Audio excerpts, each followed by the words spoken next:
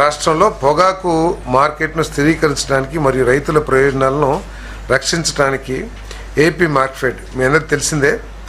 మన దగ్గర HDBRG పొగాకు ఇప్పటికే ప్రభుత్వం దీనికి సంబంధించి ఎవరైతే ఫ్యాక్టరీస్ ఉంటాయో వాళ్ళంతా కూడా వాళ్ళతో చర్చించడం జరిగింది.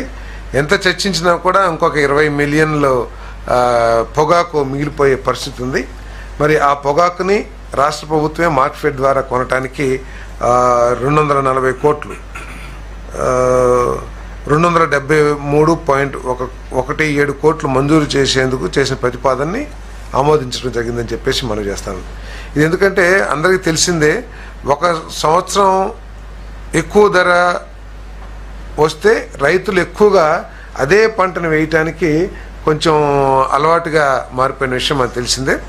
మరి దాని మూలంగా ఏంటంటే ఎంతైతే రిక్వైర్మెంట్ ఉంటుందో ఎక్కువ పొగాకు మార్కెట్లో ఉన్నప్పుడు, ఏదైనా ప్రోడక్ట్ ఎక్కువగా ఉన్నప్పుడు వాటి వినియోగదారుడు దాన్ని అవకాశంగా తీసుకుని ధరలు తగ్గించే పరిస్థితి కూడా మనం చూస్తూ ఉన్నాం.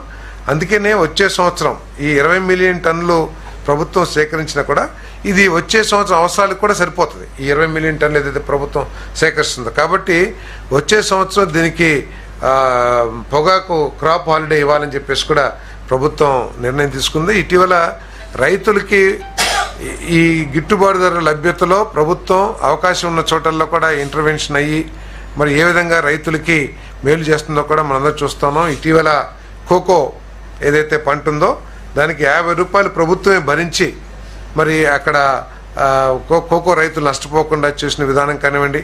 అదేవిధంగా మామిడి రైతుల కోసం కవర్స్లో, ఎందుకంటే మామిడికాయల క్వాలిటీ తగ్గిపోతుంది మార్కెట్లో, ఆంధ్రప్రదేశ్ నుంచి వెళ్ళే మామిడికాయలు అక్కడ పోటీకి నిలబడలేకపోతున్నాయి. వీటన్నిటిని దృష్టిలో పెట్టుకుని క్వాలిటీ మ్యాంగోస్ కోసం కవర్స్ ఇవ్వటం కానివ్వండి, ఇవన్నీ కూడా రైతుకి అనుకూలమైన నిర్ణయాలు తీసుకోవడంలో ఈ ప్రభుత్వం ఎక్కడ కూడా వెనకబడదనే విషయం నిర్ధారించే విధంగా ఈరోజు పొగాకును కూడా కొనడానికి మరి ప్రభుత్వం ఏదైతే 273 కోట్ల రూపాయలు పెట్టి ఏదైతే ప్రతిపాదన చేసిందో మార్క్ఫెడ్ దాన్ని ఆమోదించడం జరిగిందని చెప్పేసి మనం చేస్తాను.